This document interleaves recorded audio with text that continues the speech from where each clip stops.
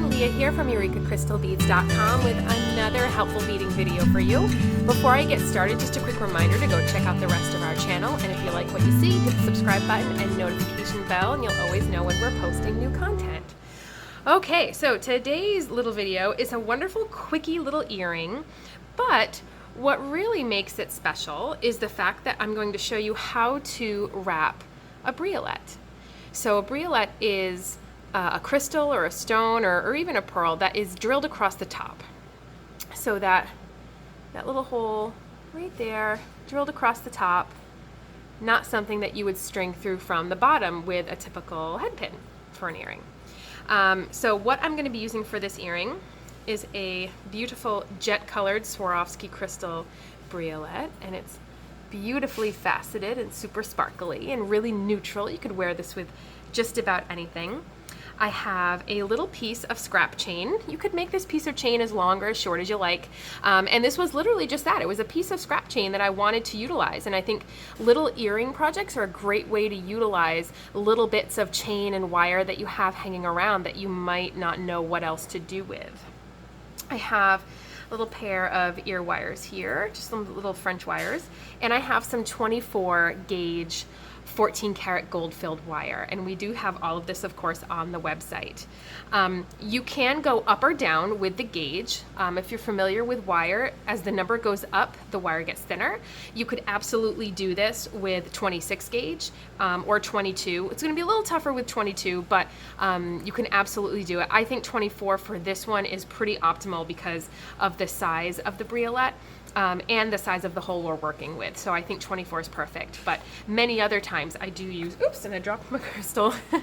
Many other times I do use 26 because I tend to wrap briolettes that are stones that have teeny tiny holes, but 24 here is gonna be perfect. As far as how much wire you need, it takes about 3 inches or a little under 3 inches to make this particular wrap. Obviously you need a longer piece than 2.5 to 3 inches because you need some to hold on to. I'm talking about, it's literally exactly what it took. But you have to have some to hold on to, of course, for your wire wrapping. So again, this was just a piece of scrap wire that I had hanging around. I knew it would be more than enough to do a pair of earrings, so that's what I'm gonna make as a means to show you how to wrap a briolette. So I'm going to take my wire and I'm going to go through my briolette here, and I'm going to just use my fingers, and I'll talk about the tools in a minute. I'm just going to use my fingers to push the wire right up against the briolette like that, just along that top edge. And another important thing to note is that this is half hard wire. Half hard wire is what you want to use for tight, small wraps, like the kinds you would do on head pins. Head pins are generally half hard as well for their hardness. But tight little wraps, it's when you want to do big flowy projects, like big wire wrapped cabochons, that's when you want to use dead soft wire. But for this, we really want half hard. You're going to make a lot more work for yourself if you use a different hardness. And then I'm going to use my tools. So for my tools here, I have my round nose pliers, I have my chain nose pliers with my flat edge inside, and they taper to a point, and I have my cutter, just the basic 3 that you'll always see me working with. So I've crisscrossed both wires above the briolette, and I want where they crisscross to be as close to the top of the briolette as possible. Now what I'm going to do is I'm going to take my chain nose pliers and I'm going to bend the longer wire straight up, and I want it to come straight up from where they crisscrossed, just like that. Now I'm going to use my chain nose pliers and I'm going to grab the wire right underneath the crisscross. And if you can't get in there with your chain nose, you can use your round nose. This is sort of a little cheat, which I don't normally recommend, because usually when you grip things hard with your round nose, you can dent your wire, but we won't have to grip too hard with this, so this is actually a nice little cheat to be able to get into a smaller place, as you can use your round nose pliers, but I would not make a habit of it because many other projects require you to grip harder with a flat edge and you will dent your wire if you use the round nose. But for this, we don't have to grip too hard. So I'm grabbing that intersection. It's trying to get a nice good view of it. So basically this is where you want to be grabbing. Let's get the focus. There you go. So right at that intersection, but right below it. and hold it however you normally find it comfortable to wrap. And you're going to start to wrap that little tail around your longer wire. And you'll notice I'm maintaining that nice little 90-degree angle. That's what's going to give me 3 nice clean wraps. And so that way each one is right after the other. And I'm just going to, the second I start to see that 90-degree angle start to break, I'm going to adjust it back. And this is what we end up with. 3 nice little clean wraps. Okay. Now I'm going to trim off that tail as close as I can possibly get it. I'm going to use my chain nose pliers to tuck in that little bit of an edge that's really just too close to trim off. You're just going to gently tuck it in with your chain nose pliers. Now, this is all right, but those that know me know that I'm a perfectionist, and I'm not a particular fan of the space that is still in between the wire wrap and the briolette. So what I do, is a little cheat, is I take my chain nose and I gently grab the entire wrap and I start to twist my stone, and that twists the wrap down just a little bit more, and I'll give you a close-up of that.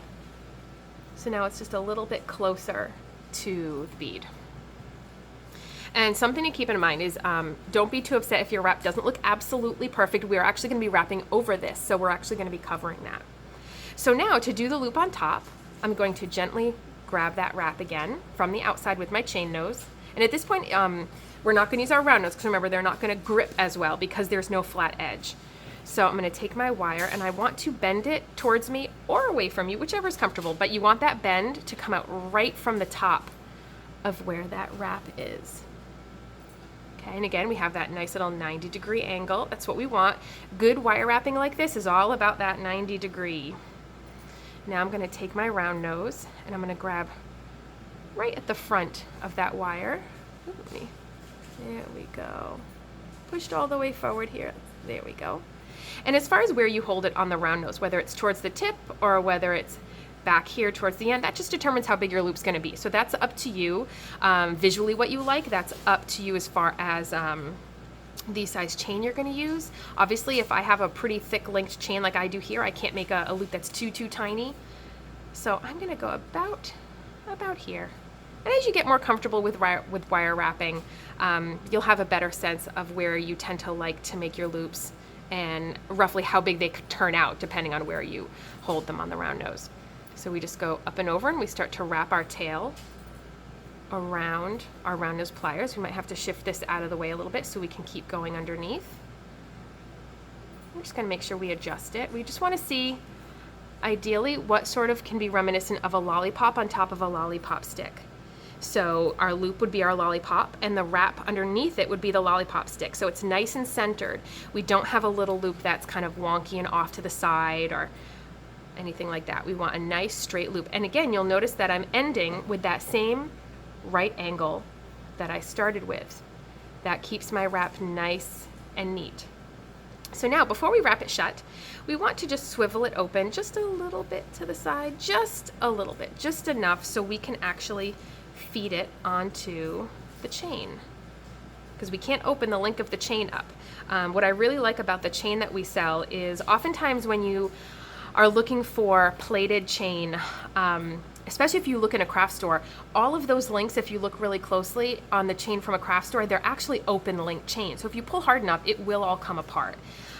So definitely, if you're going to use a nice plated chain, make sure you invest and you really get good quality, because at the end of the day, what's the point if everything just pulls apart? So these links do not open up. They're all soldered shut.